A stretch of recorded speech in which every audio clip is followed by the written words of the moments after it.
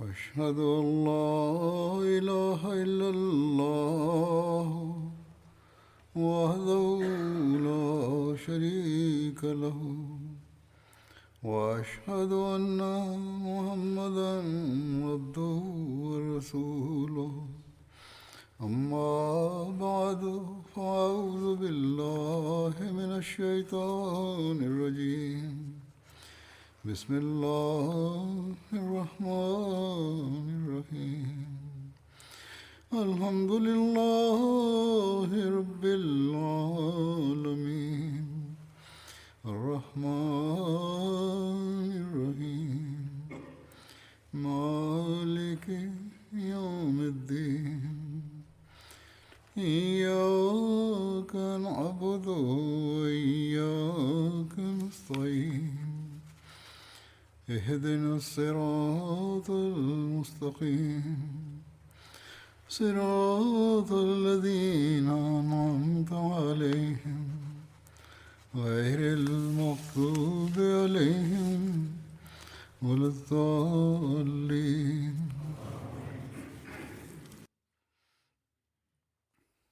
Hazreti Ebubekir'in başarılarından bahsediyorduk. Bugün de aynı konuya devam edeceğiz. Hazreti Ayşe radıyallahu anh'ın bildirdiğine göre Allah Teala'nın ve Resulünün çağrısına koşanlar, Kur'an-ı Kerim'in ayetine göre eziyet görenler veya yaralananlar, sıkıntıya düşenler ve mükafatlandırılanlar ve onlara iyi davrananlar ve Allah Teala'nın korkusunu kendilerinde taşıyanlara büyük bir mükafat vardır. Urva'nın otoritesine dayanarak böyle demiştir. Ey benim kardeşimin oğlu, baban Zübeyir ve Hazreti Ebubekir radıyallahu anhu bunların arasındadır. Uhud savaşı sırasında Resul-i Ekrem sallallahu aleyhi ve sellem'e çok büyük zarar verilmişti. Müşrikler oradan ayrıldıktan sonra Resul-i Ekrem sallallahu aleyhi ve sellem belki de ya düşmanlar geri dönerse diye üzüntü duymuştu. Aranızda bunların peşine kim düşecek dedi. 17 kişi ortaya çıktı. Hazreti Urba, Hazreti Ebubekir ve Hazreti Zübeyir bunların arasındaydı. Ebu Süfyan, Uhud Savaşı'nın sonunda gelecek yıl aynı günlerde bir kere daha savaşmaya söz veriyoruz. Resul-i Ekrem sallallahu aleyhi ve sellem bunu kabul etti. Ebu Süfyan devamlı olarak kendi ordusunu alarak Mekke'ye doğru gitti. Mirza Beşir Ahmet bu olaydan bahsederek şöyle diyor. Resul-i Ekrem sallallahu aleyhi ve sellem danışarak 17 sahabeyi aldı ve bunların arasında Hazreti Ebubekir ve Hazreti Zübeyir de vardı. 17 sahabeyi hazırlayarak Kureyş'in peşine düşmesi için onları hazırladı. Bu Buhari'de bildirilmiştir. Genel tarihçiler Hazreti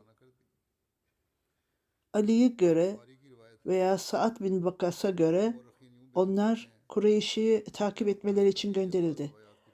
Bulun bakalım. Onlardan haber alın. Kureyş'in ordusu Medine'ye saldırmak niyetinde midirler? Resul-i Ekrem sallallahu aleyhi ve sellem eğer Kureyşliler ata binmişler veya hayvanlara binmiş veya yerde yürüyorlarsa bunların farklılığı vardır. Eğer onlar hayvanların yanında yürümüyorlarsa onların niyetleri kötüdür. Eğer hayvanların yanında yürüyorlarsa onlar saldırmayacaklardır. Eğer Kureyş saldırırlarsa Kureyş hemen haber verirsin. Bu anda eğer Medine'ye saldırırlarsa yemin ederiz ki biz onlara karşılaşacağız ve onları yenilgiye uğratacağız. İnsanlar Resul-i Ekrem sallallahu aleyhi ve sellem'in haber almak için gönderdiği insanlar hemen gelerek geri geldiler. Kureyş'in ordusu Mekke'ye doğru gitmektedir dediler. Anas bin Malik'in bildirdiğine göre Hazreti Ebubekir radıyallahu anhu Resul-i Ekrem sallallahu aleyhi ve sellem'in ölümünden sonra Hazreti Ömer'e Ümmü Emine gidelim ve onlarla konuşalım. Aynen Resul-i Ekrem sallallahu aleyhi ve sellem'in yaptığı gibi Allah Teala'nın yanında ne varsa o en iyi, peygamberi için en iyisidir. Ben biliyorum dedi. Ağlamamın nedeni çünkü şimdi artık vahiy bir keresinde Allah Teala'dandı ve şimdi artık vahiy olmayacaktır. Hazreti Enes hemen her ikisini ne ağlattı. Üçü birden de ağlamaya başladılar. Resul-i Ekrem sallallahu aleyhi ve sellem, ey insanlar, Allah Teala beni hepinize gönderdi. Siz ben yalancı olduğumu söylediniz. Fakat Hazreti Ebu Bekir beni gerçek olarak tanıdı. Hayatıyla, malıyla beni tasdik etti. Beni destekledi. Hazreti İkinci Halife Hazretleri Hazreti Ebu Bekir tek başına Resul-i Ekrem sallallahu aleyhi ve sellem'i koruyordu. Hepiniz beni reddettiniz. Fakat Ebu Bekir de herhangi bir tereddüt veya red görmedim.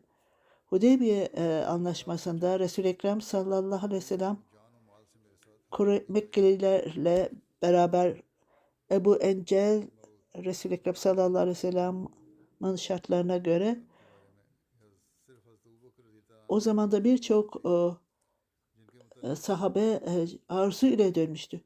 Hz. Mirza Beşir Ahmet Müslümanlar buna şahittiler ve dini onurdan dolayı gözleri yaşlarla doldular.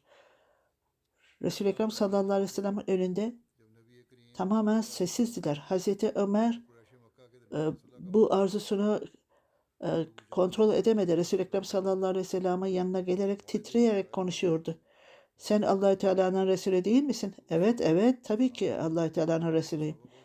Hazreti Ömer ondan sonra biz gerçek üzerinde değil miyiz? Ve düşmanlar yalancı değil midir? Evet, evet dedi Resul-i Ekrem sallallahu aleyhi ve sellem. Hazreti Ömer gerçek din nedeniyle bu aşağılanmaya niçin kabul edelim? Resul-i Ekrem sallallahu aleyhi ve sellem Hazreti Ömer'in durumuna bakarak bak Ömer ben Allah-u Teala'nın peygamberiyim. Biliyorum Allah-u Teala'nın arzusunu biliyorum ve Allah-u Teala'nın arzusuna karşı gelemem. O benim yardımcımdır. Hazreti Ömer'in durumu değişiyordu. Bize ey Allah-u Teala'nın peygamberi Kabe'yi tevaf edeceğimizi söylemedin mi bizim? Evet ben size söyledim dedi. Ben hiç şüphesiz bu yıl olacağını söylemiş miydim? Hazreti Ömer hayır vakitten bahsetmediniz. İnşallah hiç şüphesiz Mekke'ye girecek ve orada tavaf edeceksiniz. Hazreti Ömer yine kendini kontrol edemedi. Hazreti Ömer gitti ve Hazreti Ebu Bekir'e tekrar gitti ve aynı şeyleri tekrar söylemeye başladı. Hazreti Ebu Bekir radıyallahu anhu yine aynı şekilde Resul-i Ekrem sallallahu aleyhi ve sellem'e söylediğini söyledi. Daha sonra Hazreti Ebu Bekir şunu ilave etti. Ömer bak bakalım sabırlı ol.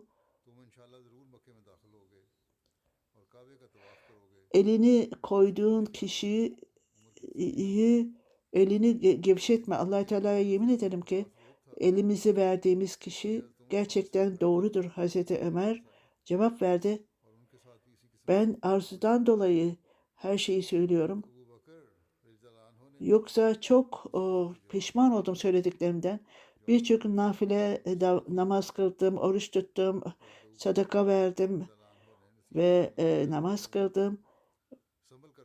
Köleleri bıraktım ki böylece üzüntümden gideyim. Daha sonra 2. Halife Hazretleri, Ahmediye Cemaati'nin 2. Halife Hazretleri bundan bahsederek bir nedenle Resul-i Ekrem sallallahu aleyhi ve sellem sahabaya hitap ediyordu. Ben size Birçok kereler size fikir veriyorum dedi. Aranızdan protesto edenleri gördüm. Fakat aranızda Hazreti Ebubekir'i hiçbir zaman protesto ettiğini görmedim. Hazreti Ömer bile e, huzursuz oluyordu bu durumda. Hazreti Ebubekir'e gitti ve Allah Teala'nın sözü bizimle değil midir? Biz ümre yapacağız. Hazreti Ebubekir evet Allah Teala'nın sözüdür dedi. Hazreti Ömer bizi destekleyecek ve bize söz vermedi mi? Evet dedi Hazreti Ebubekir. Biz e, biz Kabe'yi tavaf etmeyecek miyiz? Hazreti Ebubekir Allah Teala bu sene mi yapacağız dedi. Allah Teala ve onun Resulü daha iyi bilir. Üzüntü ve sıkıntıdan dolayı Resul-i Ekrem sallallahu aleyhi ve sellem'e giderek ya Resulallah Allah Teala bize söz vermedi mi? Biz Mekke'yi tavaf edeceğiz. Girdiğimizde tavaf edeceğiz Kabe'yi. Evet dedi. Biz Allah Teala'nın cemaati değil miyiz? Bizi o desteklemeyecek. Hazreti Ömer ey Allah Teala'nın Resulü Allah Teala bize söz vermedi mi? Mekke'ye gireceğiz ve orayı tavaf edeceğiz. Hazreti Resul-i Ekrem sallallahu aleyhi ve sellem Allah Teala özellikle bu yıl Kabe'ye girileceğini söylememişti. Allah Teala'nın sözü hiç şüphesiz gerçekleşecektir ve onun verdiği sözü gerçek olacaktır hiç şüphesiz. Hazreti Ebubekir'in cevabı da aynen ona gittiğinde aynı cevabı verdi. Yine Resul-i Ekrem ilk önce Hazreti Ömer Resul-i Ekrem sallallahu aleyhi ve sellem'e gitti. Ondan sonra Hazreti Ebubekir'e gitti. Fakat Hazreti Ebubekir ilk önce Hazreti Ömer Hazreti Ebubekir'e gitti. Ondan sonra Hazreti Resul-i Ekrem sallallahu aleyhi ve sellem'e gitti diye bir söylenti vardır. Ebu Hureyre'nin bildirdiğine göre iki kişi birbirlerine küfür ediyorlardı. Bir tanesi Müslüman, öbürü ise Musevi'ydi. Müslüman, Allah-u Teala yemin ederim ki Resul-i Ekrem sallallahu aleyhi ve sellem'e bütün evrene üstün yarattı. Adır kişi yine küfür ederek Hz. Musa'yı üstün kıldı. Tekrar aynı kişi ona bir tokat attı ve Resul-i Ekrem sallallahu aleyhi ve sellem'e giderek aralarındaki tartışmayı ona anlattı. Resul-i Ekrem sallallahu aleyhi ve sellem o Müslümanı çağırdı ve Resul-i Ekrem sallallahu aleyhi ve sellem bunu araştırdı ve Müslüman ona haber vererek Resul-i Ekrem sallallahu aleyhi ve sellem bana Musa'dan daha üstünlük verme. Bu söylentinin yani onu Musevi'yi döven kişi Hazreti Ebubekir'di. Muharrede yazılmaktadır. Hazreti Müslim Maud Ahmediye cemaatinin ikinci halifesi bunu anlatarak bu olayı anlatarak Resul-i Ekrem sallallahu aleyhi ve sellem Müslüman olmayanların duygularına son derece önem verirdi. Bir keresinde Hazreti Ebubekir Musa aleyhisselama herkesten üstünlük verdi. Hazreti Ebubekir ona bir tokat attı. Bu haber Resul-i Ekrem sallallahu aleyhi ve sellem'e gelince o kişiyi çağırdı ve Hazreti Ebubekir'i azarladı. Bu Müslüman bir ülke ve sen o kişiyi Hazreti Ebubekir'i öylesine azarladı ki buna rağmen Müslümanı azarladı. Bunu niçin yaptın dedi. Onun neye inanıyorsa onu söylemeye hakkı vardır dedi.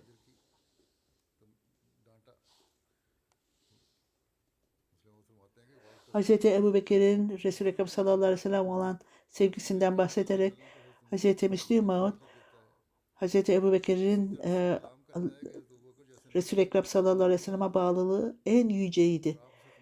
Mekke'yi bırakarak Medine'ye geldiğinde o bağlılık son derece yüksek seviyedeydi. Vefat ettiğinde de aynı durumdaydı. İza caa nesrullah vel fah ve ra'ayten nase yudkulune fi dinillahi efvace ve sabbe bihamdi rabbike ve estağfir. İnnehu kâne tavvâba. Bu vahiy geldiğinde Allah Teala'nın yardımı zaferle geldiğinde Allah Teala'nın dinine gruplar halinde gireceklerdir. Bu ayeti kerimede Resul-i Ekrem sallallahu aleyhi ve sellem'in vefat edeceği haberi gizliydi. Allah Teala ile olan dostluğa yüksek bir önem verdim. Bütün bunlara duyunca sahabeler çok mutlu oldular ve şimdi bu günler gelmektedir. Resul-i Ekrem sallallahu aleyhi ve sellem'in verdiği bu haberde Hazreti Ebubekir ağlamaya başladı. Onlar sordular, ey Allah Teala'nın Resulü, bütün her şeyi size feda olsun. Aynen kan bağı olanlar nasıl hasta olanlara kurban verilirse Hazreti Ebubekir'in ağladığını, aynen Hazreti Ebubekir de öyle. Onun ağladığını görünce bazı sahabeler bu yaşlı kişiye ne oldu dedi Allah Teala. Ya Allah Teala arkadaşlıkla Allah Teala'nın arkadaşlığıyla dünyanın arkadaşlığı arasında seçim hakkı vermiştir. Bu niçin ağlıyor? Hazreti Ömer bile hayret etmişti bu durumda. Resul-i Ekrem sallallahu aleyhi ve sellem bunu anladı ve sahabelerden anlayarak Hazreti Ebubekir'in çaresizliğini de anladı. Ebubekir öyle bana yakındır ki, öyle sevgilidir ki Allah Teala'nın yanında onu halil ederim. Ondan sonra şimdi benim dostumdur, arkadaşımdır. Eğer benim bir kişi Allah Teala'nın yanında birini dost edensem bu Hazreti Ebubekir olacaktır. Bütün kapıları herhangi bir evin camlarını, kapılarını kapatsam bile Hazreti Ebubekir o camiye gidecektir. Bu karşılıklı sevgi idi. Hazreti Ebubekir bu ayet-i kerimenin bu karşılıklı anlatmada Hazreti Ebubekir çok büyük bir sevgiyi göstermişti. Hira mağazasında Hazreti Ebubekir çok huzursuzdu. Bu kendisi için değildi. Ama Hazreti Resul-i Ekrem sallallahu aleyhi ve sellem içindi. Onun Resul-i Ekrem sallallahu aleyhi ve sellem'e bağlılığından dolayıydı. Ahmediye cemaatinin ikinci halifesi bir keresinde Hazreti Ömer ve Hazreti Ebubekir çok aceleydi ve Hazreti Ebubekir bu tartışmayı bırakalım diyerek geri çekildi. Hazreti Ömer Hazreti Ebubekir'in yakasından yakaladı ve Hazreti Ebubekir geri çekildiğinde bu tartışma uzamasın diye o gömleği yırtıldı. Hazreti Ömer belki de Hazreti Ebubekir giderek Resul-i Ekrem sallallahu aleyhi ve sellem'e benimle ilgili şikayette bulundu diye düşündü. Onun arkasından aceleyle koşarak o da gitsin de kendi mazeretini bildirsin diye düşündü. Yolda Hazreti Ebubekir'i göremeyince Hazreti Ömer, Hazreti Ebubekir Resul-i Ekrem sallallahu aleyhi ve sellem'e gitmişti dedi. Hemen derhal Resul-i Ekrem sallallahu aleyhi ve sellem'e gitti ve orada Hazreti Ebubekir'i görmedi. Orada değildi. Buna rağmen Çünkü kalbinde şüphe vardı veya pişmanlık vardı. Ey Allah Teala'nın peygamberi, ben hata yaptım. Hazreti Ebubekir'e biraz sert davrandım. O onun hatası değildi. Bu benim hatamdı. Hazreti Ömer Resul-i Ekrem sallallahu aleyhi ve sellem'in önüne geldiğinde Hazreti Ebubekir ve Hazreti Ömer seni şikayet etmeye gitti dedi. Ben de gideyim bari Hazreti Ömer, bu Resul-i Ekrem sallallahu aleyhi ve sellem'e gideyim de onu tek taraflı bilmesin. Ben de mazeretimi bildireyim. Hazreti Ebubekir Resul-i Ekrem sallallahu aleyhi ve sellem'in yanına gelince Hazreti Ömer, ey Allah'ın Resulü, ben hata yaptım diyordu.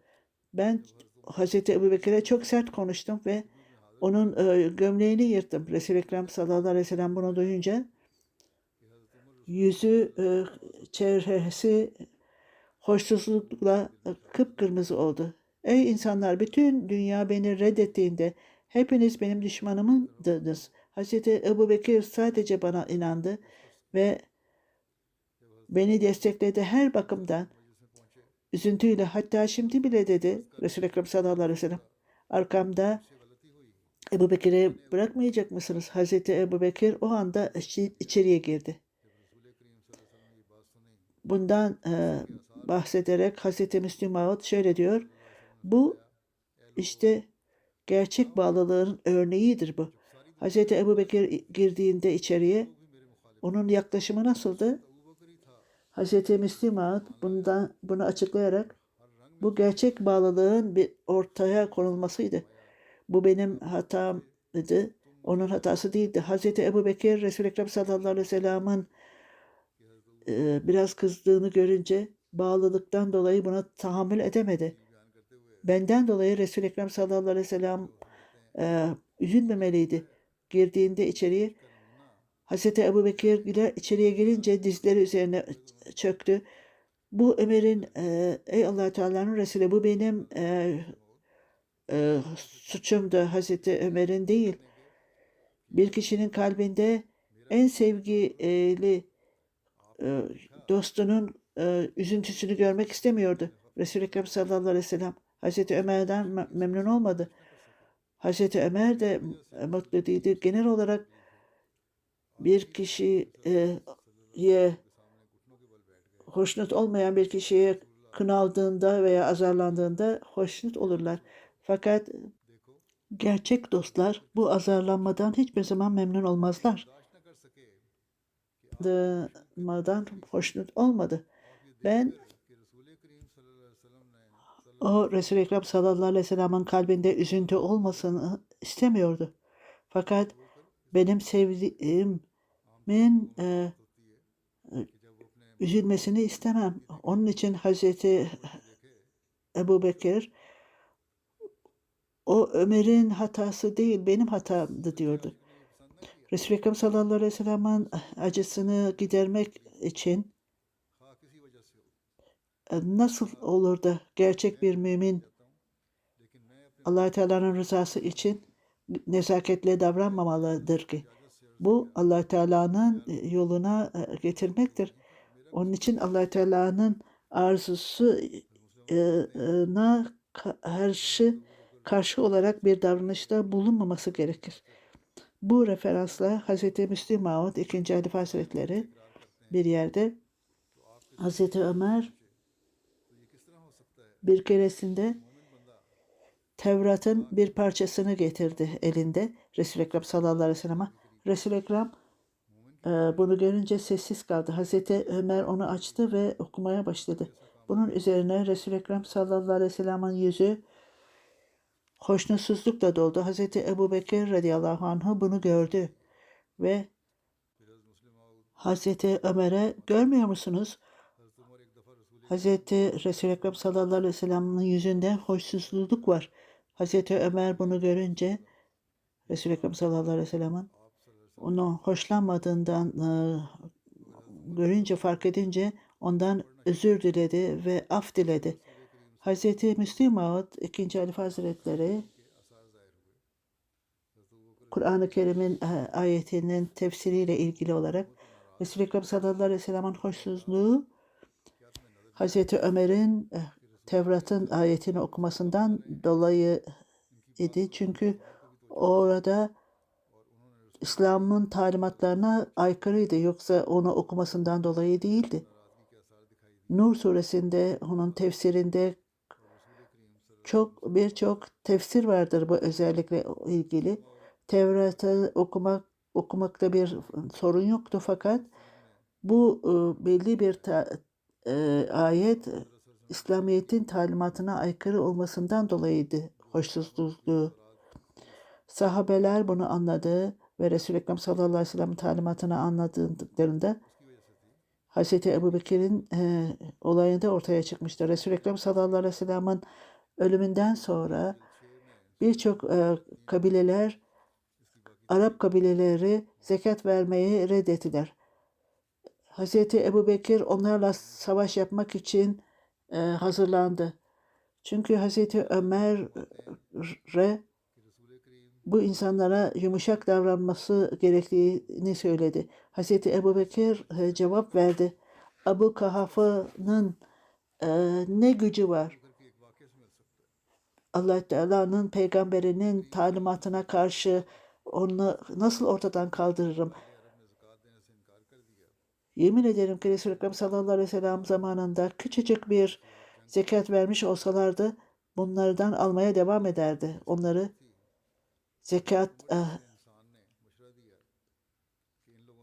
zekatı çünkü onlar İslamiyet'in şartlarından biridir. Hz. Ebubekir, eğer beni bu yolda destek etmezseniz kendi kendime ben onlara karşı geleceğim. Bu Resul-i Ekrem sallallahu aleyhi ve sellem'e çok itaatin ortaya çıkar. En tehlikeli bir durumda bile sahabeler tam aksini ona öneriyorlardı. Resul-i Ekrem sallallahu aleyhi ve sellem ise her türlü zorluğu göze almıştı. Sahabeler ona son derece baskı yapmışlardı. Fakat Hz. Ebubekir, eğer düşman üstün gelirse ve Medine'ye girerse, oradaki kadınlar öldürülüp onların bedenleri köpekler gibi sokaklarda çekilirse bile Hz. Resul-i Ekrem sallallahu aleyhi ve sellem'in hazırladığı orduyu ben bırakmayacağım. Hz. Cabir şöyle diyor, Resul-i Ekrem sallallahu aleyhi ve sellem, eğer Bahreyn'in malları bana gelirse size şu miktarları vereceğim. Eliyle gösterdi bunu. Buna rağmen Resul-i Ekrem sallallahu aleyhi ve sellem vefat etti. Bahreyn'in malları gelince Hazreti Ebubekir duyuruda bulunarak şöyle dedi. Resul-i Ekrem sallallahu aleyhi ve sellem kim borç vermişse veya söz vermişse gelsinler. Bunu duyunca ben de geldim.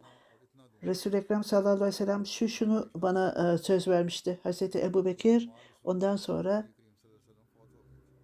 3 kabı doldurdu ve zenginliği ona verdi. Ebu Süfyan onları hepsini beraberce geldi. 3 kez ona verdi. Bunu doldurdu. Hazreti Ebu Seyyid Kudri'nin bildirdiğine göre Bahreyn'den mallar gelince ben Hazreti Ebubekir'in duyuru yaptığını gördüm. Kim Resul-i Ekrem sallallahu aleyhi ve sellem söz vermişse Hazreti Ebubekir geldi. Ebubekir'e geldi. Ondan verdi. Ebu Beşir Hazreti Resul-i Ekrem sallallahu aleyhi ve sellem Ebu Beşir ey Ebu Beşir bana gel dedi. Hazreti Ebubekir ona verdi ve her iki eliyle doldurdu bu mallardan ve böylece aldı. Hazreti Ebubekir Siddik radıyallahu anhu sahabelerle tartışınca bir hizmetçisine bana su getir dedi. Hizmetçi ona bir kapta ona su getirdi. Hazreti Ebubekir onu aldı, onu dudaklarına getirdi. Fakat onun balla dolu olduğunu gördü, suyla karışık. o kabı bir tarafa koydu ve onu içmedi ve ondan sonra hizmetçiye baktı. Bunun içinde ne var dedi hizmetçi. Suya e, bal karıştırmışlar. Birkaç dakikada e, kaldı ve ondan sonra ağlamaya başladı. Hazreti Ebubekir öylesine ağlıyor ve titriyordu ki bu daha da fazla hiç durdurulamaz hale geldi. İnsanlar ona baktılar ve ey peygamberin halifesi niçin ağlıyorsun dedi. Bu kadar. Her şeyimiz sana feda olsun. Niçin ağlıyorsunuz? Hazreti Ebubekir duramadı ağlamaktan. Etrafındaki insanlar da onu görenler de ağlamaya başladı ve hepsi çaresizce ağlamaya başladılar. Hazreti Ebubekir devamlı olarak ağladı. Gözyaşları durunca ey peygamberin halifesi niçin bu şekilde ağlıyorsunuz? Size ne sebep verdi? Hazreti Ebubekir Sıddık radıyallahu anhu gözyaşlarını silmeye başladı ve yeniden duygularına kazanarak Resul-i Ekrem sallallahu aleyhi ve sellem'in vefatında yanındaydım. Resul-i Ekrem sallallahu aleyhi ve sellem'i gördüm ve eliyle bir şeyi öteye sürüyordu. Fakat ben görmedim. Çok zayıftı ve benden uzaklaştırın onu. Benden uzaklaştırın diyordu. Onu oraya buraya baktım ama ben bir şey göremedim. Ey Allah Teala'nın Resulü, ben bir şeyi öteye sürdürmek istediğinizi gördüm. Fakat bu görünmüyor bana. Resul-i Ekrem sallallahu aleyhi ve sellem bana baktı ve bu dünyadır dedi.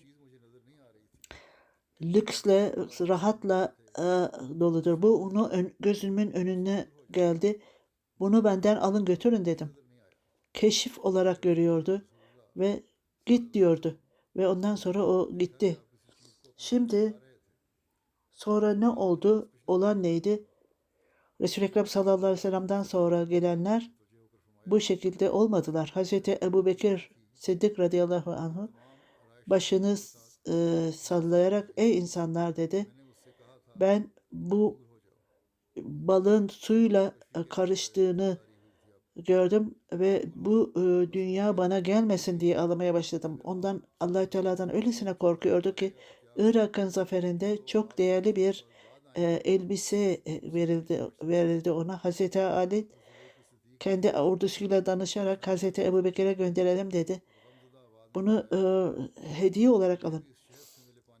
Hazreti Ebubekir bundan hoşlanmadı, kabul etmedi ve başka akrabalarına da vermedi. Esas olarak onu Hazreti İmam Hüseyin'e verdi. İnşallah bu konuyla ilgili ileride konuşacağım. Şimdi iki kişinin ölümünden bahsedeceğim ve Cuma namazından sonra onların gayip cenaze namazlarını kıldıracağım. Bunlardan bir tanesi Samiullah Siyal sahip, Tahrik-i Cedid'de çalıştığı Vekül-i Ziraat'te onun görevi. 89 yaşında vefat etti. İnna lillahi ve inna ileyhi raciun. Allah Teala'nın lütfuyla Musi idi. Babası Rahmetullah Siyah sahip idi onun ismi. Samiullah Siyah sahibin ailesi Ahmediyet babasıyla girdi onu aileye. İkinci halife zamanında biat etti. 1937'de Semiullah Siyah sahip o zaman 4 yaşındaydı. Annesi bunu öğrenince babasını terk etti. Bu konu ikinci halifeye bildirildiğinde huzur babasına çocuğu alın mahkeme vasıtasıyla çocuğu aldı ve böylece babasının korumasına girdi ve babası onu büyüttü. Semiullah Siyah sahibin babası akrabaları onun Ahmediyetten ayrılması için elinden geldiğini yaptı. Fakat o ayrılmadı. O ilkokulu bitirdikten sonra Lahor'da hükümet kolejinde okudu. İki oğlu, bir oğlu doktor Kanada'da, diğer oğlu Rabbah'ta vakf zindeki olarak çalışmaktadır. 1949'da 1934'te vakf yaptı. Hayatını bağışladı cemaate ve vakf zindekilerle beraber II. Halife Hazretleri bu işlemi gördü. Onun hidayetiyle daha da Talim-ül İslam Koleji'nde Lahor'da okudu. ABC ondan sonra MSc yaptı istatistik dalında.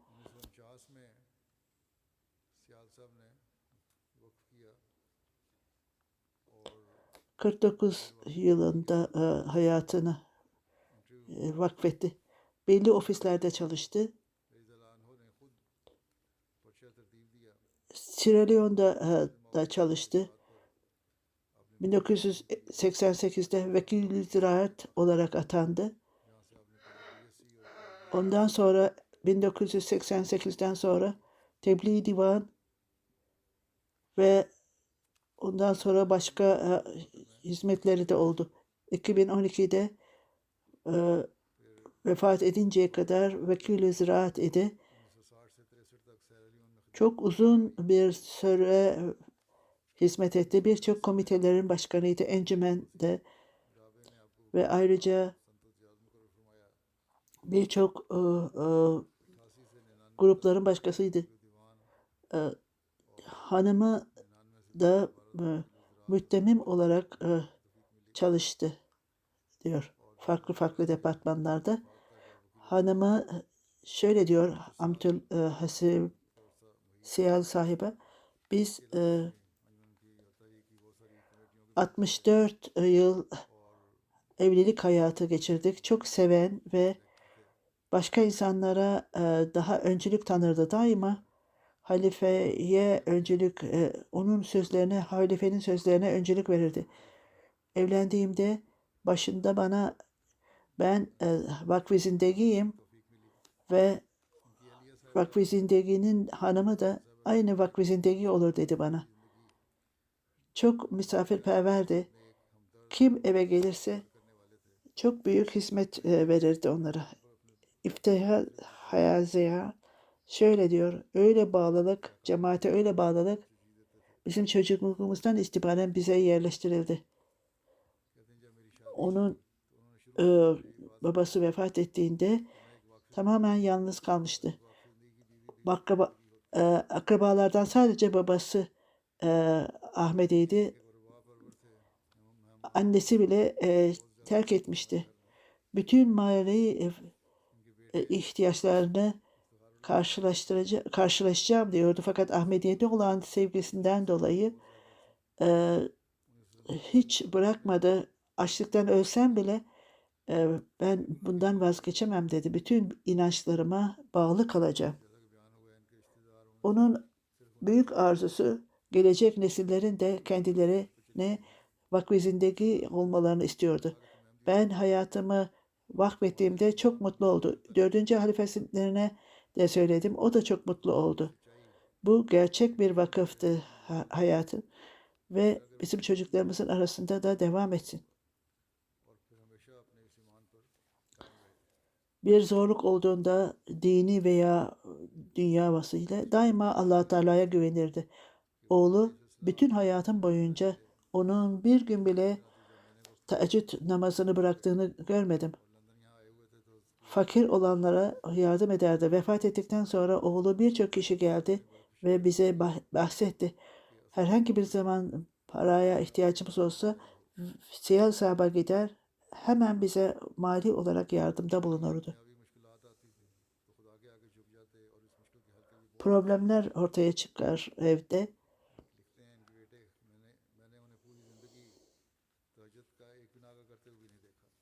Aynı zamanda cemaate de hizmet ederdi.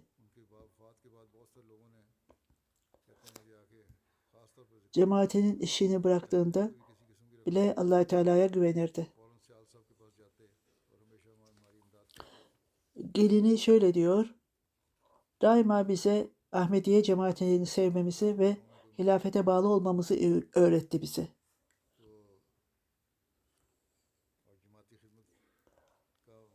Tamamen halifenin sözlerinden her şey çıkar. Bir keresinde 2. halife zamanında Vakfı hayatını söyletiyordu. O zaman Churchill 80 yaşında başbakan olmuştu. Hazreti Halifetül Mesih, eğer Churchill 80 yaşında ise sen niçin bu kadar cemaate hizmet etmeyesin uzun zamanda? Ben bunu o zaman anladım ki Vakfı hayatlarında en azından 80 yaşına gelmelidir. Allah Teala bu zamanda bize hizmet verme fırsatını verdi. Çavdari Hamidullah Sahab ve başka birisi daha yine 80 yaşında hizmet ediyordu. İlk önce oğlu, şimdi kızı, gelini söylüyor. Babam çok gençken vefat etti. Onun yerine bana kayınpederim bana baba sevgisini verdi. 22 yıllık evliliğimde ben evlendiğimde 22 yaşındaydı ve o çok dürüst bir insan. Ne zaman nereye giderse Allah Teala'ya şükreder ve onu överdi.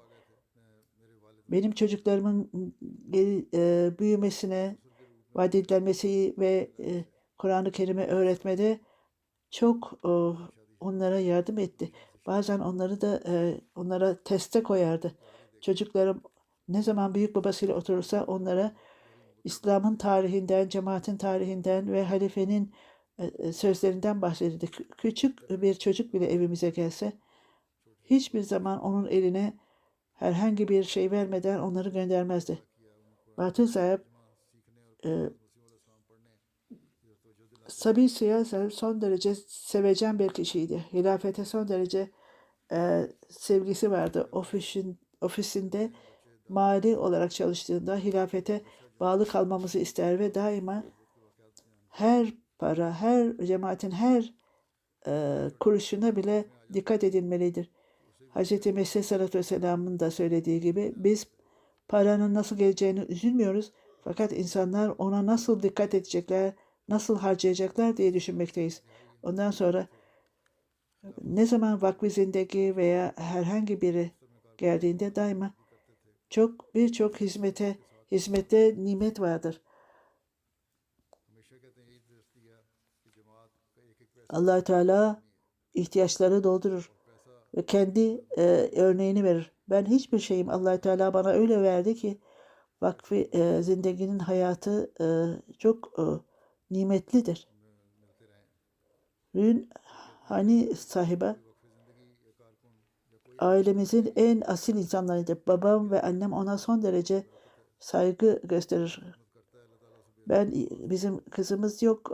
7 yaşındayken ben ve teyzem beni aldı.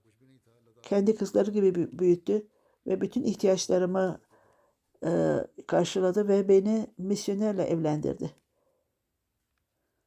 Mahmut Tahir sahip Fazlı Ömer Foundation'da bir keresinde şöyle diyor. BA'yı bitirdim ve 2. Halife Hazretleri Emi'ye göndereceğim dedi. O zaman 2. Halife Hazretleri Eme'ye gideceksin. Ondan sonra ne yapacaksın? Dünyaya çalışacaksın. Bunun üzerine Halife Hazretleri, 2. Halife Hazretleri Siyal hiçbir zaman bağlısızlık göstermez. Emran sahip Vakfı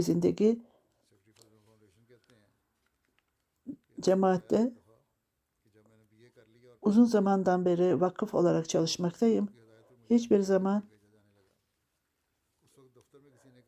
gerçeği açıklamakta çekinmez. Seyahat ettiğimizde trende bile yüksek sesle konuşurdu. Bakırval'da yine hilafetin sevgisine dikkati çıkardı. Ne zaman başkalarına bir duyuru yapılsa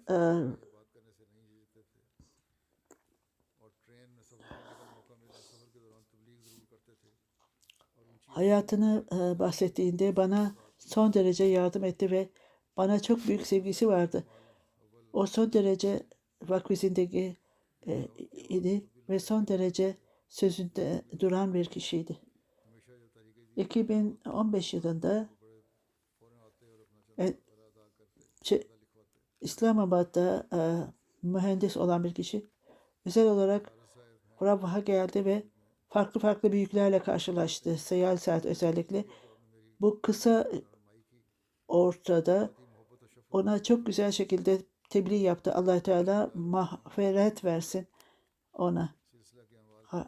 Oğlu bile aynı hizmetleri yapmasını nasip etsin ve bütün çocuklarına da cemaate bağlı olmasını nasip etsin. Allah Teala acılarını desteklesin onların.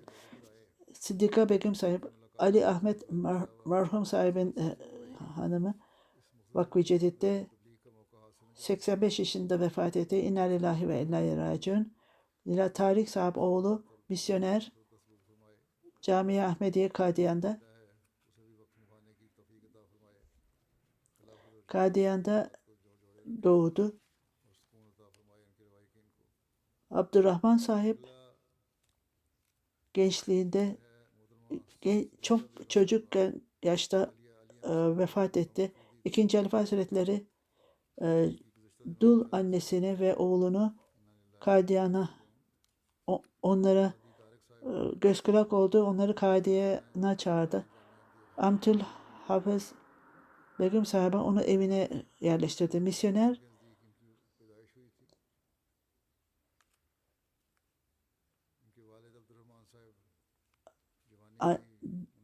büyük anneme hizmet etme fırsatını buldu.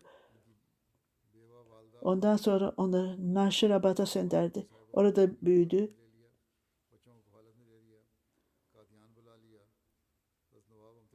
Mia Aladeddin sahip bu hanım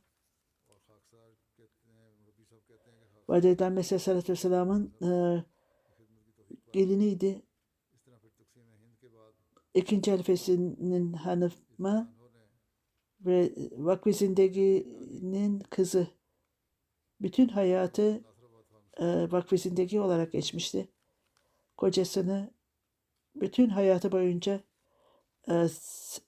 kocasını destekledi. Hiçbir şey istemedi. Birçok nitelikleri vardı. En büyüğü mütevazilik, Allah Teala'ya bağlılığı, misafirperverliği, yetinmesi, başkalarının kusurlarını kapatmak ve hiçbir zaman herhangi bir şeyle ilgilenerek şikayet etmez.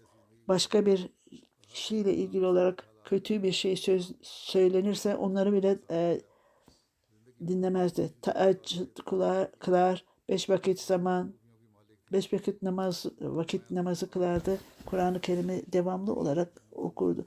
Son günlerinde hastalığına ve zayıflığına rağmen namazlarını tam olarak kılamıyordu. Ey Allah'ım bana sağlık ver ki sana en güzel şekilde ibadet edeyim diye dua ederdi. Arkasında 2 kızı, 3 oğlunu bıraktı. Söylediğim gibi bir oğlu Abdülhadi Tarık sahip mürebbi Gana'da hizmet etmektedir. Orada çalışmasından dolayı annesinin cenazesine katılamadı. Allah Teala hepsine sabır versin ve Allah Teala onu affeylesin ve mağfiretle muamele etsin. Amin.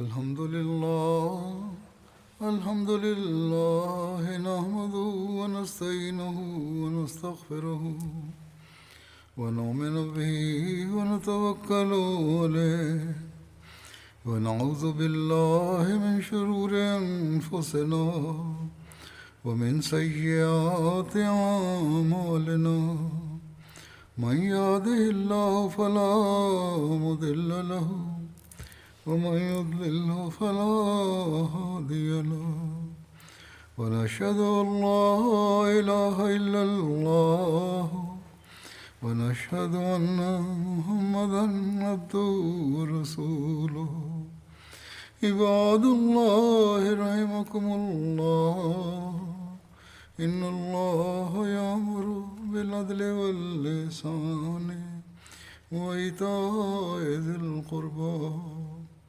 وينهى عن الفحشاء والمنكر والبغي يعظكم لعلكم تذكرون اذكروا الله يذكركم وادعوه يستجب لكم ولذكر الله أكبر